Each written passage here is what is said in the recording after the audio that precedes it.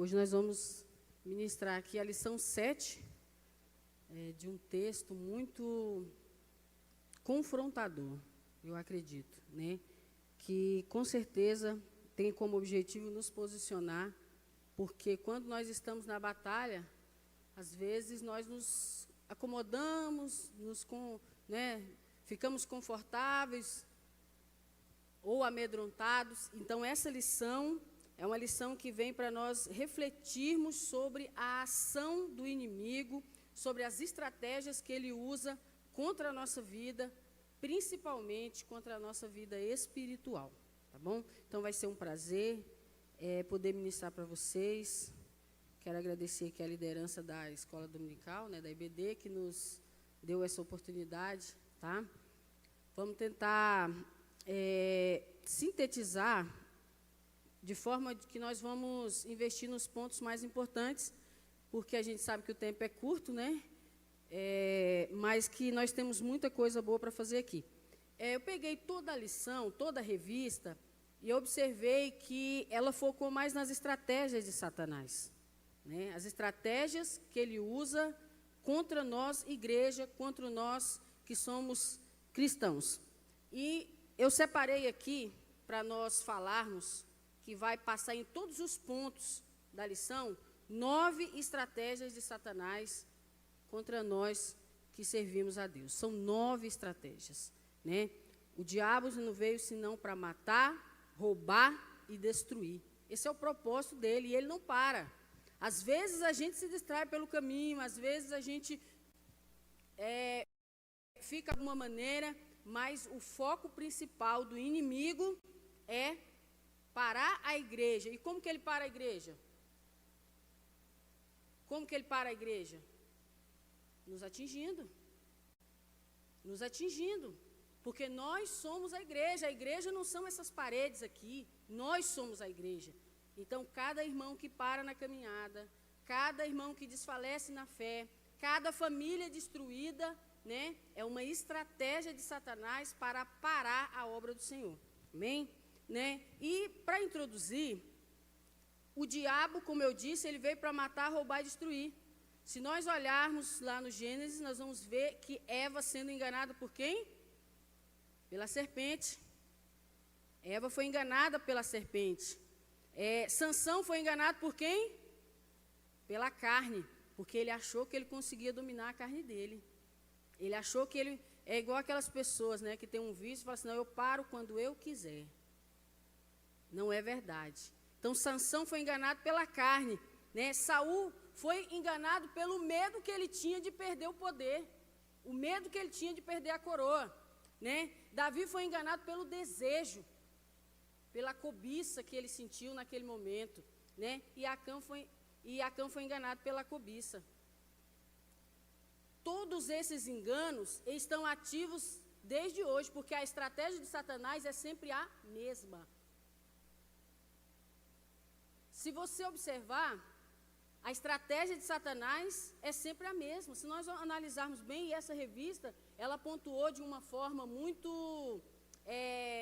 foi muito feliz o comentarista, porque essa estratégia de Satanás é velha, irmão. Se nós analisarmos os textos, olha aqui o tanto de pessoas da Bíblia que eram também pessoas de Deus e que foram enganados porque simplesmente se deixaram ser ludibriados, iludidos, né, pelos banquetes de Satanás, por aquilo que Satanás oferecia. Mas a verdade é que ele ruge como um leão, mas ele não é um leão. Quem que é o leão? Quem que é o leão? Ele é o leão da tribo de Judá. Amém? Glória a Deus. Então, a primeira estratégia que nós vamos colocar aqui, a primeira estratégia de Satanás, é tirar o foco dos cristãos de Cristo. Nós estamos vivendo hoje, estamos vivendo hoje uma batalha espiritual. A batalha que nós estamos vivendo hoje, ela é espiritual. E o principal objetivo de Satanás é tirar o foco, o nosso foco, do Cristo. Porque, irmãos, a verdade, a nossa verdade é cristocêntrica. É Cristo no centro de todas as coisas.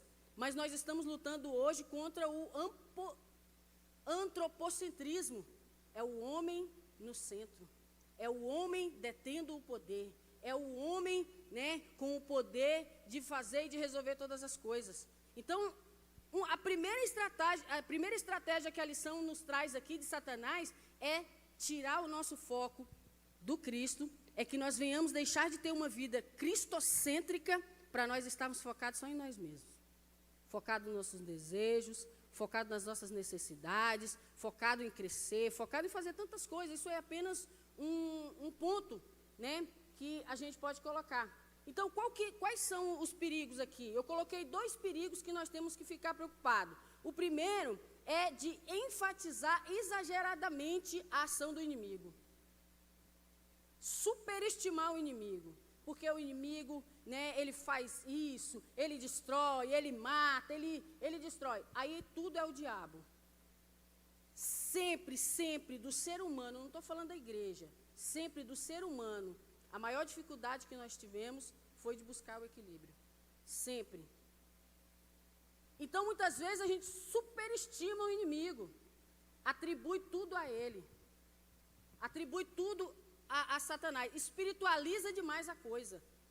E a ideia não é materializar tudo, mas também não é espiritualizar tudo, porque nem tudo é espiritual, correto?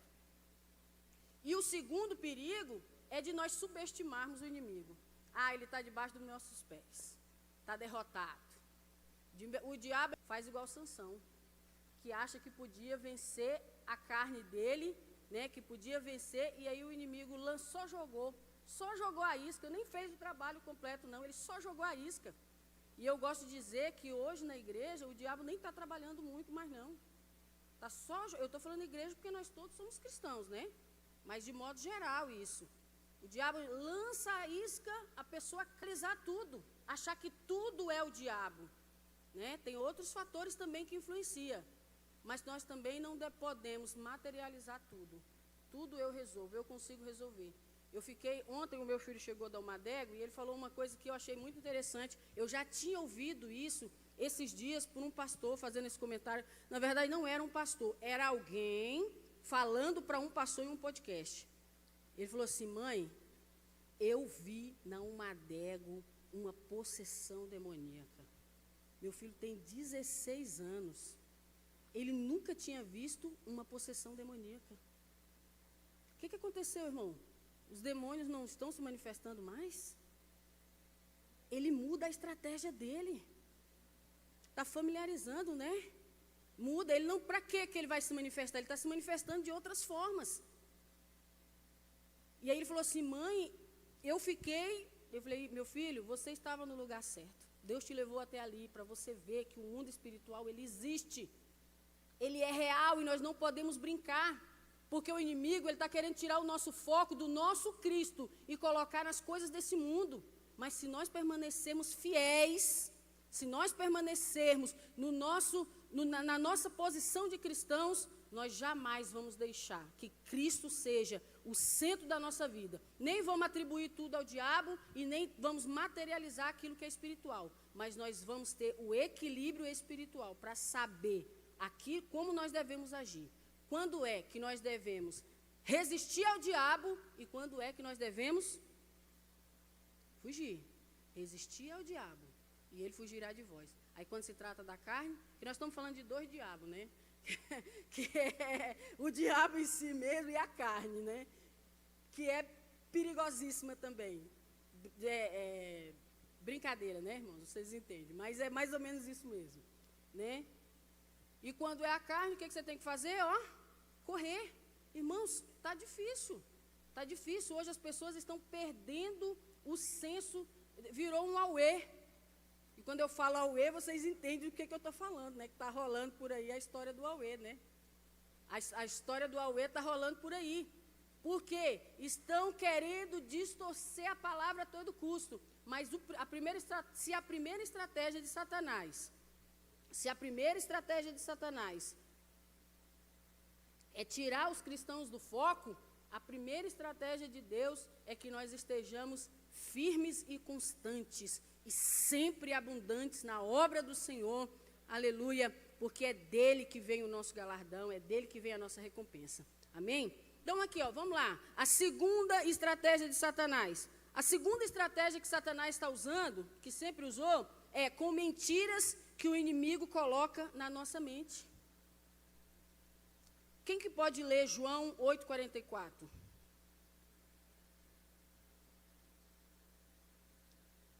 O diabo está usando a nossa própria mente contra nós.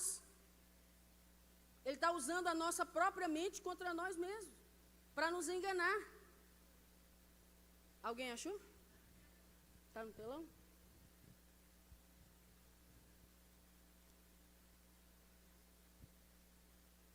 Vocês são do diabo, o pai de vocês querem fazer o que ele deseja. Ele foi homicida desde o princípio e não se apegou à verdade, pois não há verdade nele. Pois não há verdade nele. Quando mente, expressa a sua própria natureza, pois ele é mentiroso e ele é o pai da mentira. Ele é o pai da mentira. Então, ele usa a nossa mente para nos enganar, fazendo o quê? Mentiras. Com o único objetivo de nos tirar do quê? Do propósito de Deus. Você acha, o meu esposo estava falando agora aqui, ministrando a oferta, né? E ele falou, transforme o seu sonho em um propósito.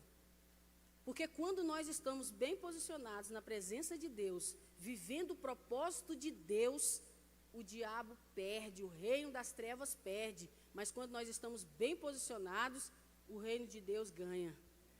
Então, o objetivo dele é nos tirar esse foco. Como? Com mentiras. E eu coloquei uma mentira aqui, ó. A mentira que, inclusive, o comentarista coloca. O cristão não pode sofrer. Né? Nós estamos vivendo um evangelho, irmãos, do oba-oba. Nós estamos vivendo um evangelho que o crente tem que estar vivendo só Mas não é só o evangelho, não. Os consultórios estão cheios de pessoas que estão sofrendo, né? E que falam assim, não, você está sofrendo é porque isso é uma coisa do diabo. Porque nós não podemos sofrer mais. Mas só que a palavra do Senhor diz que no mundo tereis... Olha aí. Se o diabo é o pai da mentira, Jesus vem e desconstrói toda essa mentira. O diabo é o pai da mentira, mas Jesus traz a verdade. E a verdade faz o que com a gente? Ela nos liberta. Porque assim como ele afeta a nossa mente, tentando nos enganar, nós vamos usar a nossa mente fortalecida em Cristo. Porque nós temos a mente de quem? Nós temos a mente de Cristo. Nós temos a mente de Cristo. Não importa o sofrimento que você passou na sua vida, que fragilizou você. Você tem a mente de Cristo e você pode combater todas essas mentiras de Satanás. Então, no mundo tereis aflições, mas tende bom ânimo, eu venci o mundo. Ele está dizendo assim, fica tranquilo, eu já venci, eu já te mostrei o caminho. Agora, vai lá e faz como eu fiz, que você vai ser bem-aventurado. E o que significa bem-aventurado? Feliz será. Olha só. Então, o inimigo, ele usa a nossa mente para com mentira. Agora, eu vou abrir um parênteses aqui, porque a próxima estratégia de Satanás também é em relação à nossa mente, né? A nossa mente, quando a gente fala assim, ó, nós estamos falando que o diabo é o pai da mentira, e ele lança setas na nossa mente, né? Que para a gente acreditar nas artimanhas de Satanás. Você acredita nisso? E como que nós vencemos isso? Com a própria palavra, foi o que nós aprendemos aqui. Aí a terceira estratégia, o inimigo usa os nossos sentimentos contra nós. Ele nos coloca o medo. Nós somos dotados de emoções e de sentimentos. A emoção, ela é algo inato do ser humano. Nós já nascemos com o medo, porque o medo, o que é o medo? É um instinto de sobrevivência. O medo é aquilo que faz você estar vivo. Porque as pessoas que não têm muito medo, elas têm grande chance de morrer. Então, Deus colocou o medo em nós, não para nós vivermos apavorados, mas Deus colocou o medo em nós para nos proteger, para nós podermos nos defender. É por isso que existe um instinto de fuga, de esquiva e fuga. Né? Claro que quando nós estudamos as psicopatologias, nós vemos que o medo, quando ele não é bem entendido, ele se torna uma doença patológica, uma psicopatologia. Mas não é nessa questão que eu quero entrar. Eu quero dizer que, muitas vezes, esses nossos sentimentos, essas nossas emoções, né, elas lutam contra nós mesmos. Vamos dar um exemplo aqui? O autor colocou esse exemplo aqui, acho que foi até o comentarista que colocou, né? Elias achou que estava sozinho e sentiu tanto medo que pediu a morte. Elias se sentiu sozinho, e aí vem a pergunta de Deus, lá no 2 Reis, capítulo 19, eu acredito que é o versículo 13 ou 14, ele perguntou assim, o que fazes aqui, Elias? O que você está fazendo aqui? Olha a visão distorcida que Elias tinha do que estava acontecendo, depois de vencer todos os profetas de Baal, os profetas de Acera, de causar, irmão, um caos no meio do arraial lá do inimigo. Ele estava dentro de uma caverna, porque simplesmente ele tinha medo. Aqui eu vejo a primeira coisa que nós temos que tomar bastante atenção nós somos seres humanos. Nós somos seres humanos e como seres humanos nós estamos suscetíveis a todas estas coisas. A gente pode entrar na caverna, só que Deus nos tira de lá, como ele fez com Elias. Você pode entrar na caverna, talvez hoje você está na caverna, talvez a estratégia do diabo está funcionando na sua vida, você entrou dentro da caverna e está lá, encabrunhado, com medo. Só que aí a voz do Senhor vem e fala para Elias assim, o que você está fazendo aí, Elias? O que você está fazendo aí? Aí Elias fala assim, Senhor, eu tenho sido extremamente zeloso. Elias, esquece tudo isso, vem para fora. Porque você é meu profeta. Como nós vencemos essa estratégia do inimigo é entendendo que a nossa mente mente. Repete comigo. A mente mente. Nem tudo que você está vendo é realmente o que se é. Nem tudo que você está vivendo é a interpretação correta daquilo que está realmente acontecendo. Só é real se Deus diz que é. Você pode estar no leito de uma enfermidade com uma doença incurável. Se Deus diz que vai te curar, que você vai sair dali, essa é a realidade. A realidade não é que você está vivendo, mas é aquela que Deus diz que você vai viver. Vocês concordam comigo? Então, essa estratégia aqui, irmãos, é bem atual. Essa estratégia aqui dos sentimentos é bem atual. Nós estamos vivendo um caos emocional. E você precisa se proteger. Você precisa se proteger. Nós precisamos. E eu coloquei aqui como um diagnóstico. Eu fiz o diagnóstico. Vamos colocar aqui como as pílulas. As pílulas, né? Se puderem projetar. Romanos capítulo 12, versículo 2. Se os meninos puderem projetar. Romanos capítulo 12, versículo 2. Obviamente, às vezes pode ter outra interpretação, mas eu gosto exatamente desse, que foi esse versículo que eu quis colocar. Sabe por quê? A nossa mente, ela não pode ficar acostumada, né? Ela não pode ficar moldada aos padrões desse mundo, porque nós não vivemos sob o padrão desse mundo, sob a expectativa dos padrões desse mundo, porque nós temos as nossas próprias regras, os nossos princípios que foram ditados por Deus.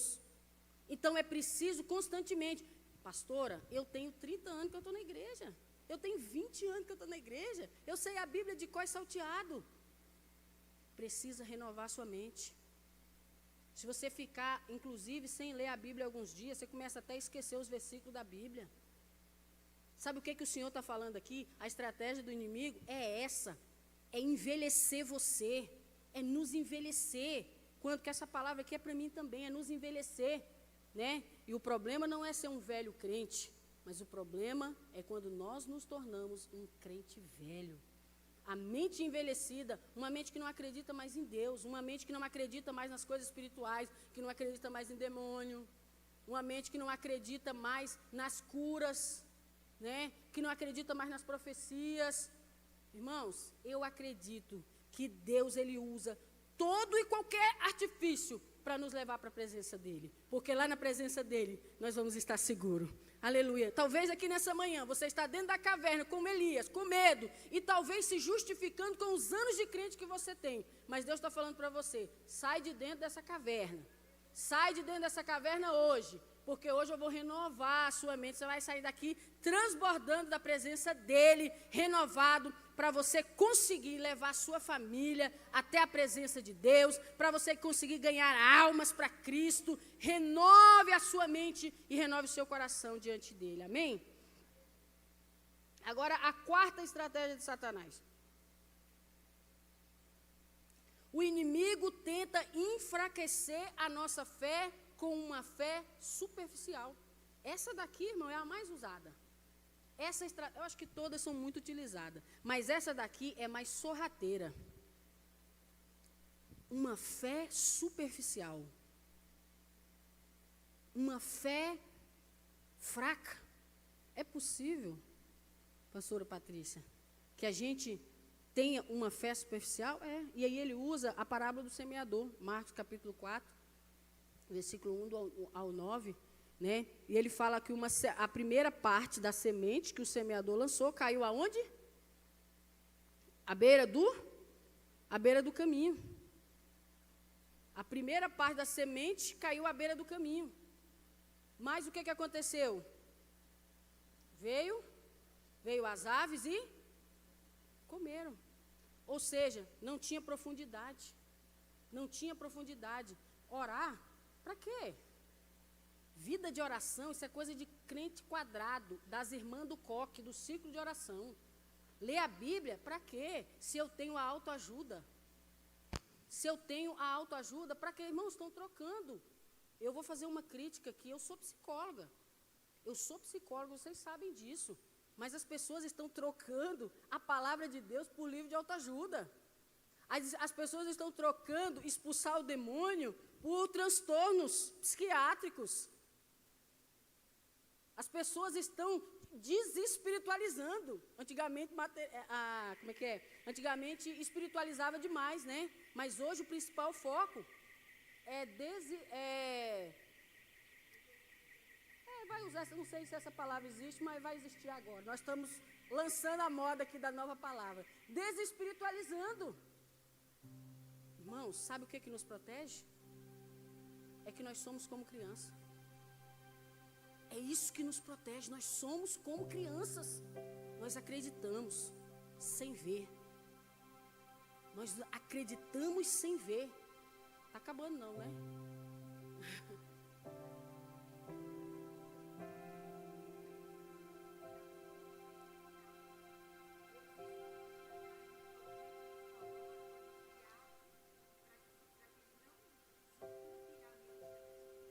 Vocês ouviram o que a Patrícia perguntou? Essa pergunta é muito importante. Ela perguntou assim. Patrícia, pergunta de novo. A minha dúvida é se tem como o demônio se esconder atrás de um problema psicológico ou psiquiatra para não sair da vida da pessoa. Com certeza, irmãos. Com certeza. Como foi que eu coloquei? A nossa mente é um campo de batalha. Ele usa sim, com certeza.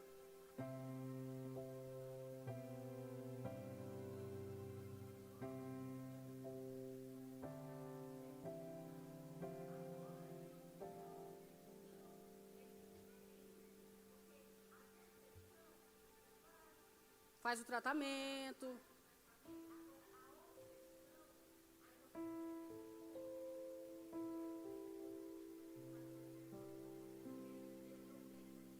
Irmãos, qual é o tratamento? Olha outro psicólogo aqui, ó, que não vai me deixar mentir.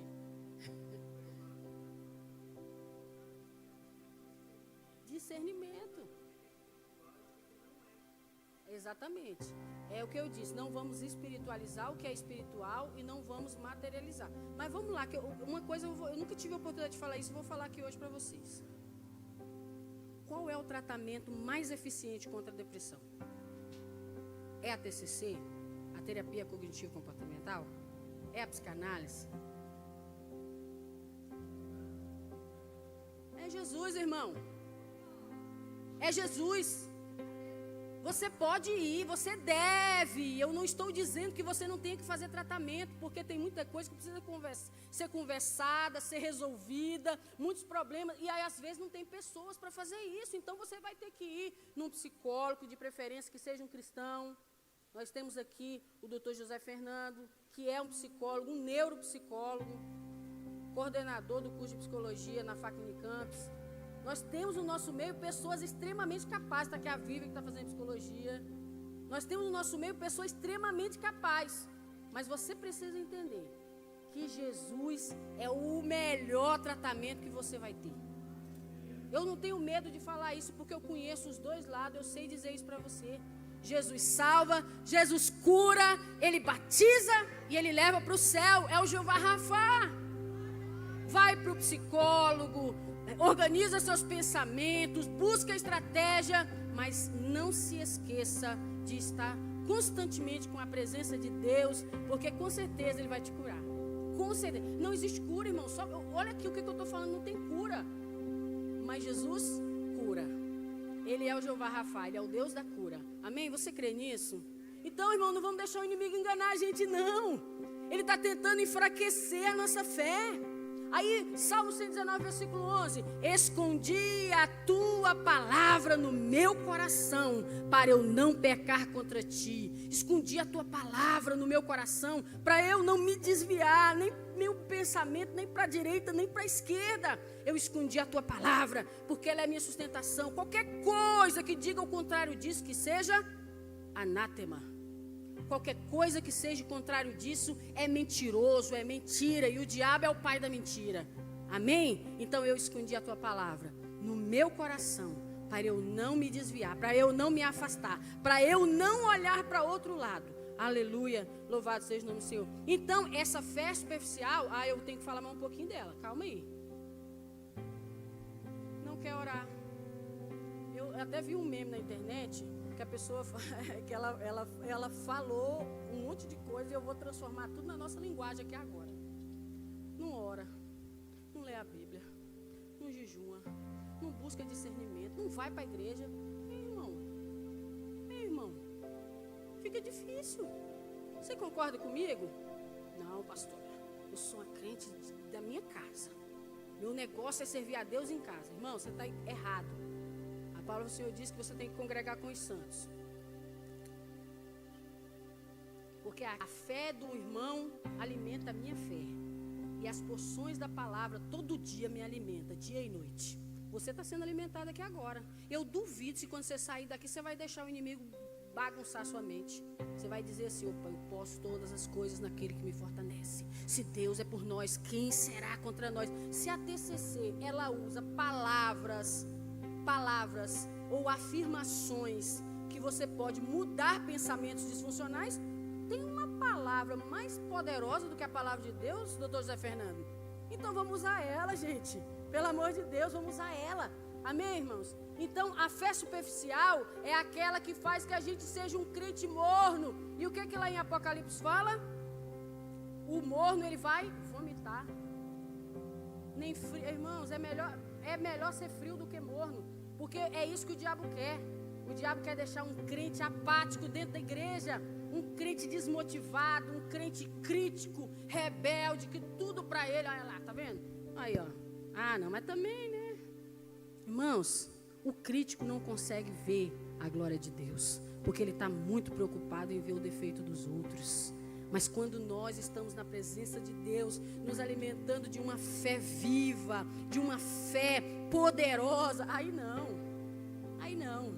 não tem nada, absolutamente nada que te tire da presença de Deus. O povo pode falar, pode pecar, pode fazer o que quiser, nada me abala, porque eu não estou firmada na fé das pessoas, eu estou firmada na minha fé em Cristo Jesus. Amém? Aqui, a quinta estratégia de Satanás: frustrar o plano de determos a obra missionária. O autor colocou aqui, né, assim, quando a gente lê fica parecendo que está fora do contexto, né, assim, mas a fé de frustrar os planos, né, de nós mantermos a obra missionária, mas faz todo sentido, sabe por quê? Porque se o plano do diabo é esmorecer a nossa fé, a primeira coisa que ele tira é o nosso desejo de ganhar almas. Aí entra um sentimento de inadequação. Você não é adequado na igreja, você não é adequado na sua família, porque as coisas, o comportamento é um padrão e ele vai se repetindo em todas as áreas dos nossos relacionamentos, em todas as áreas. Começa a surgir um sentimento de inadequação. Eu não sou adequado aqui nessa igreja, eu não sou adequado na minha família, eu não sou adequado no meu trabalho, eu não sou adequado em lugar nenhum. Mas a obra missionária, ela é urgente. Ah, mas eu não sou missionário. Eu não sou missionário. A missão se faz com os pés dos que vão, com as mãos... Não, calma. A missão se faz com os pés dos que vão, com os joelhos dos que ficam e com as mãos dos que contribuem. Então você tem uma tripla missão. Você tem que orar e você tem que contribuir. Pastora, como é que eu faço? Eu não posso ir para a Índia pregar o evangelho. O que é que eu faço? Aonde tiver um coração com Cristo, ali está um missionário. Essa foi a frase mais poderosa que eu ouvi sobre a obra missionária. Aonde estiver um coração que tem Cristo, ali é um missionário. Você tem Cristo no seu coração? Você tem Cristo no seu coração? Então você é um missionário. Aonde tiver um coração sem Cristo, ali é um campo missionário. Você conhece alguém que tem um coração sem Cristo? Você é um coração com Cristo, você é um missionário. Lá no seu trabalho tem um coração sem Cristo? Então ele é o seu campo missionário. Você não precisa para a Índia para fazer missão. Você só tem que orar e contribuir. Porque, irmãos, não passa na minha cabeça de que os missionários precisam passar fome para provar que são missionários. Se os missionários passam fome, é porque nós não estamos cumprindo com a nossa obrigação de suprir as necessidades da obra missionária. Amém, irmãos? Amém, irmãos? Me ajuda, meu povo. Então, vamos lá. Sexta estratégia de Satanás. Ele nos ilude a viver pelos desejos da carne. Ele cria em nós uma ilusão de que nós podemos transitar entre esses dois terrenos. E isso é muito comum. É muito comum. E às vezes eles confundem a graça de Deus, a misericórdia de Deus,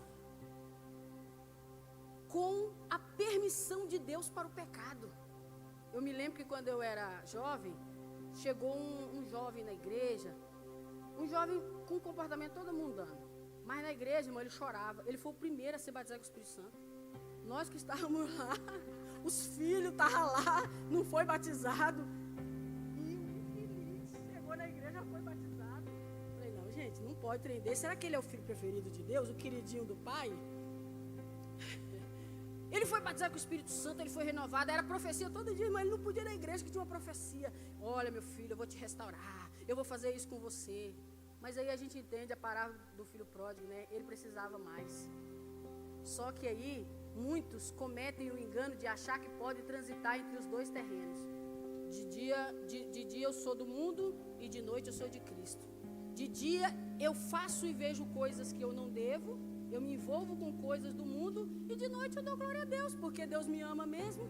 E aí confunde a graça de Deus com uma vida, como se Deus fosse tolerar, aceitar, permitir, como se Deus estivesse permitindo, dando autorização para que a pessoa continuasse a pecar e a errar. Sabe qual que é o grande problema da carne, irmão? Nós não dominamos ela. Eu tenho um jeito de falar que assim, eu tenho até que mudar essa frase, porque ela é meio feinha. Né, que diz que quando se trata da carne, você tem que correr até bater o pé na bunda. Enquanto não estiver batendo o pé na bunda, você não olha para trás. É sinal de que você já correu o suficiente. Então, olha o celular, irmãos. Olha, mandou uma mensagem para você com um tom assim mais... Bloqueia. Né? Bloqueia. Olha uma amizade lá no seu trabalho. Olha uma amizade lá onde você mora. Sabe por quê?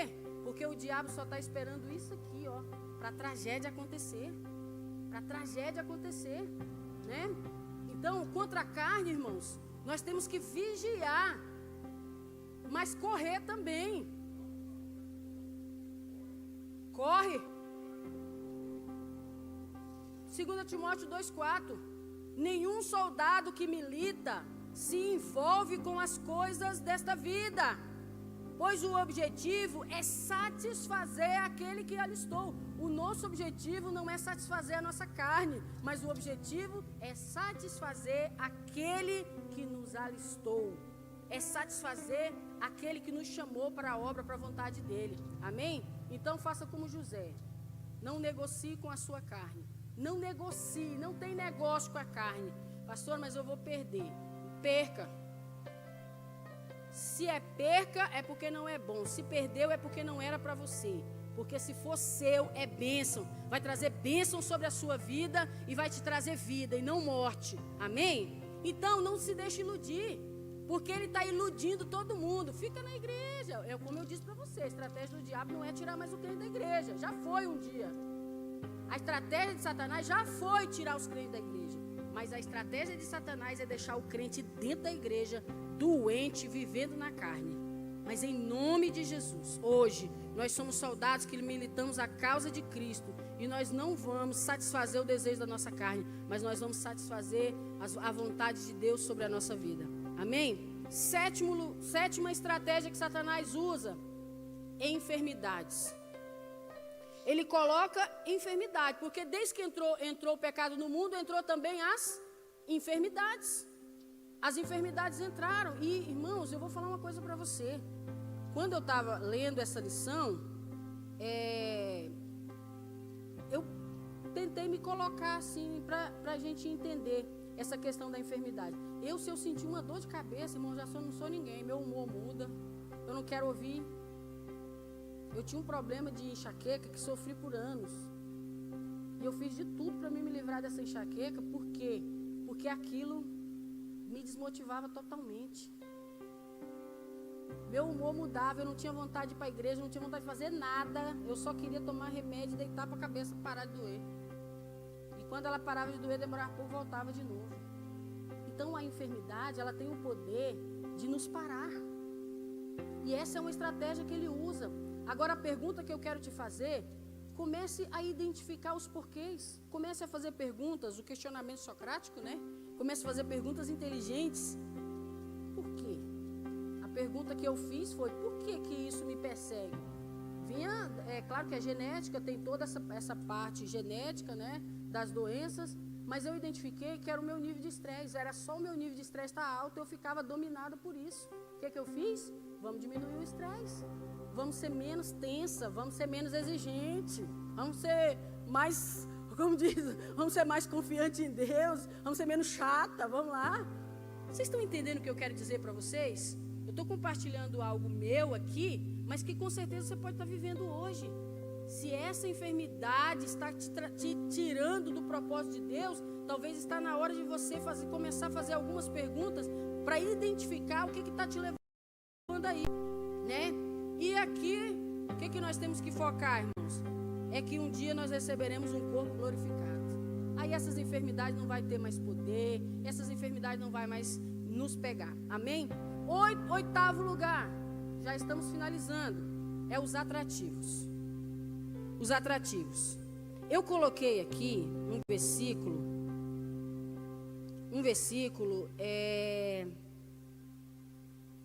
Cantares 2,15, que diz: apanhai-nos as raposinhas que fazem mal às vinhas, porque nossas vinhas estão em flor, né? Porque as nossas vinhas estão em flor. E quando eu lembro sobre distração, quando eu lembro sobre atrativos, sabe o que é que eu me lembro? Eu me lembro dessas raposinhas. Porque como que era a astúcia das raposinhas? Elas não iam, porque quando a vinha estava em flor, elas iam lá, mas elas não comiam tudo de uma vez, não. Porque se elas comessem tudo de uma vez, vinha o agricultor e matava elas. Sabe o que elas faziam? Elas iam devagarzinho. E elas eram astutas. Elas comiam florzinha, davam uma pausa, destruía outra florzinha, davam uma pausa. Elas não eram como os gafanhotos que vinham e destruía tudo, que não ficava nada, não. Sabe o que elas eram? Elas eram sutis e sorrateiras. assim é a ação do inimigo contra nós. Sutil. É com um pezinho, sapatinho de algodão. Entra naqueles detalhes. Entra nos nossos sentimentos. E aí o que ele faz? Nos distrai. E às vezes o que você pode estar vivendo hoje é a distração. Às vezes o inimigo está te distraindo com a sua dificuldade financeira de resolver seus problemas financeiros. Por quê? Porque você deixou de confiar em Deus. Deixou de confiar no Senhor. Então, o que são essas raposinhas? Eu coloquei uma lista aqui. São pequenos pecados. Essas distrações são pequenos pecados. Pecadinho, são pecadinho de nada. É um pecadinho, isso aqui é uma coisinha bobinha. Mas o que a palavra diz sobre o pecado? É que não tem pecado grande. Pecado é pecado. Independente se ele é um adultério, porque quando a gente fala sobre pecado, as pessoas acham que é adultério. Mas não é só o adultério que é pecado, irmãos. Né? Não é só o adultério que é pecado. Tá? Também é pecado, mas não é só ele que é pecado. É os pequenos pecados, porque a gente não tropeça numa pedra grande. A gente tropeça numa pequena pedra. São essas que faz a gente que derruba a gente, que faz a gente cair. Vamos lá. Distrações aparentemente inofensivas. Ó, gente, tem uma distração aqui que é clássica. Todo dia eu fico, oh meu Deus, eu preciso olhar menos esse celular. Aí tem dia que eu não olho, do outro dia tem um monte de mensagem, o povo, essa nem responde minhas mensagens. Eu falo, não, eu estou tentando ficar longe desse celular. Mas isso aqui, irmãos, é a distração do mundo moderno. Você não lê um capítulo da Bíblia por dia, mas fica horas rolando o feed. E é muito fácil ficar horas rolando o feed. Não é só você que é vítima, não. Todos nós. Todos nós. Então, essas pequenas distrações que tiram as nossas prioridades, a nossa prioridade. Vamos voltar a ser aquele crente que queria Jesus de dia e de noite. Que comia a palavra, que não dormia sem ouvir, sem ler a palavra, que não dormia sem estar conectado com a palavra. É disso que nós precisamos, né? Qual que é os outros que nós podemos considerar distrações? As mágoas. As mágoas, irmão, como as mágoas afetam a nossa vida emocional e espiritual. Daqui a pouco nós vamos finalizar com a falta de perdão. Você vai ver o quanto isso é danoso para a sua vida espiritual. As comparações. Ah, mas eu não sou igual a Patrícia. Patrícia canta no MVN. Eu não canto, eu não sou nada. Patrícia que... Irmãos, Deus deu essa porção para Patrícia. Deu essa outra porção para essa outra Patrícia. E deu uma porção para você também. Todo mundo que está aqui é útil na obra do Senhor.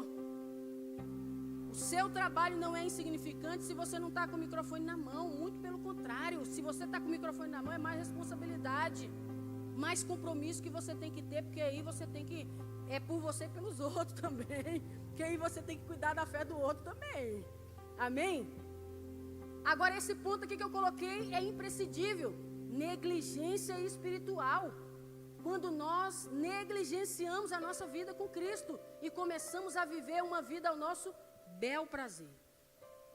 Começamos a viver como se não tivesse regras, como se não tivesse princípio. Essa negligenciar a nossa vida cristã, de Cristo ser o centro da nossa vida, quando nós não nos comprometemos com uma vida de oração, com uma vida de jejum, com uma vida na presença de Deus, nós estamos negligenciando a nossa vida espiritual. E saiba de uma coisa, irmão, uma vida emocional bagunçada, ela te afeta muito, muitíssimo, mas uma vida espiritual bagunçada, ela te destrói. Você acredita nisso? Amém? Porque se você estiver bem espiritualmente, você vai lá e resgata o seu emocional. Mas se você estiver mal espiritualmente, desconectado com Deus, negligente em relação ao seu compromisso com Deus, não há emocional que a aguente. É o primeiro que vai embora, é o seu emocional. Amém? Agora vamos encerrar, já é 10 horas. É rapidinho, eu estou encerrando aqui, Patrícia. A falta de perdão. Eu tenho uma frase que eu já coloquei muitas vezes no meu Instagram, que é assim, ó: o perdão é a chave que nos tira da prisão. a prisão que nós entramos quando nós não perdoamos é o que Satanás faz, irmãos. É a estratégia dele. A estratégia dele é deixar você preso na mágoa e no ressentimento, né? Por quê? Porque todas as vezes que você tem um sentimento dessa forma, o corpo, ou melhor dizendo, a mente, ela interpreta como algo que você precisa se defender. Segundo, o perdão faz com que você rumine o problema que muitas vezes nem é seu. A falta do perdão. O autor, na revista, ele coloca que a falta do perdão traz dissensão no corpo de Cristo. As pessoas falam assim, gente, mas a igreja tem muito isso, tem muito aquilo. Só que a igreja, ela é composta por seres humanos. Eu e os meus caprichos, você e os seus caprichos. E aí dá ruim em algum momento. Mas a palavra do Senhor nos orienta que nós temos o quê? Que perdoar uns aos outros. E aí chegam para Jesus e perguntam assim, mas quantas vezes eu devo perdoar? Não, porque essa pessoa pecando contra mim toda hora, eu todo santo, poderoso, isso não pode acontecer. Aí Jesus falou assim, não, então eu vou te dar um número. Você quer um número? Eu vou te dar um número. 70 vezes 7 por dia. Mas Jesus é inteligente. Irmão, nós temos a mente de Cristo. Eu falo, Senhor, eu tenho a sua mente, me dá esses insights de vez em quando, porque olha só, irmãos, é 70 vezes 7 por dia, tá bom para você? Jesus estava dizendo, perdoa toda hora, todo dia. Isso não é para o outro, é para você mesmo, porque você precisa ser uma pessoa sarada. Vamos colocar de pé, irmãos? Vamos colocar de pé? Então o perdão é o que vai nos tirar do foco da estratégia do inimigo. Se aconteceu alguma coisa lá no seu passado, de pessoas que te magoaram, escuta aqui, ó. Eu sei que, mas já está acabando. Presta atenção no que eu vou falar aqui para você. Obrigada. De pessoas que te ofenderam, de pessoas que levantaram a voz para você, que te humilharam, pessoas que fizeram algum tipo de coisa que fez você amargar uma dor. Pessoas que te feriram lá no profundo da tua alma, porque você não merecia. Porque você não merecia passar por aquilo. Porque você foi caluniada. Ou por causa de situações que aconteceram, onde as pessoas não tiveram misericórdia de você. Hoje, você vai liberar perdão. Talvez aquela mãe que você não fala há muito tempo, porque é uma pessoa difícil de conviver. Hoje, liga para essa mãe hoje.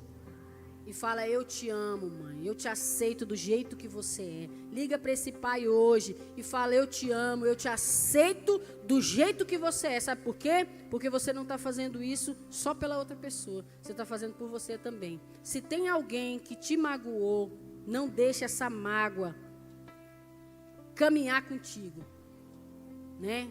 Servir a Deus é fácil? Não, não é, mas é muito bom quando nós temos Jesus, porque Ele nos livra de todas estas coisas. Eu gostaria de te convidar agora, coloca a mão no seu coração. Nenhuma estratégia de Satanás, nenhuma estratégia do diabo vai chegar até a tua porta, a tua casa, nem entrar dentro do teu coração. Porque o seu coração está fortalecido pela uma fé viva e eficaz. Nada vai te distrair no caminho, porque você é um canal usado por Deus para fazer a diferença nessa terra. Nada vai te desviar do foco que Cristo tem sobre você, porque você é um soldado, e um soldado que milita não se embaraça com as coisas dessa vida. Nada vai mudar aquilo que você tem na sua mente como um foco e como alvo, que Cristo já colocou em você. E eu agora, em nome de Jesus, repreendo todo sentimento de mágoa, todo sentimento de dor, de ausência de perdão, e eu ministro sobre a sua vida, que você está liberto dessa dor, você está liberta dessa dor, você está liberta de tudo aquilo que te aprisiona, porque você é livre para fazer a diferença nessa terra, em nome de Jesus, amém, amém, amém.